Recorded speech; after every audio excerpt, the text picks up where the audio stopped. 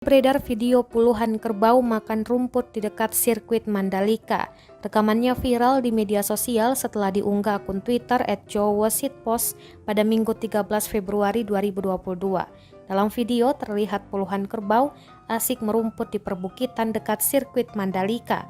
Perekam video tampak mengambil gambar dengan latar belakang sirkuit Mandalika yang masih sepi, tak ada kendaraan maupun orang-orang yang melintas. Unggahan tersebut langsung menarik perhatian pengguna media sosial.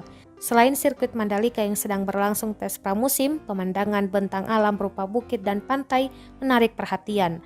MotoGP Indonesia akan digelar di Mandalika, Lombok pada Maret 2022 mendatang.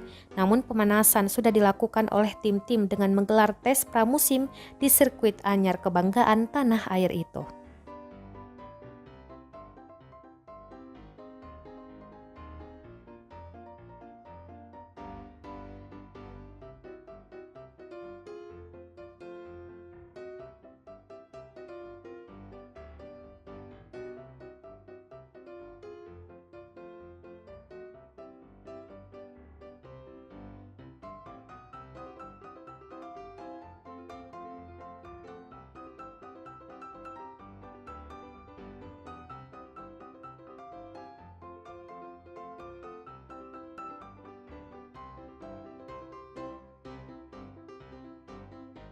Terima kasih sudah nonton.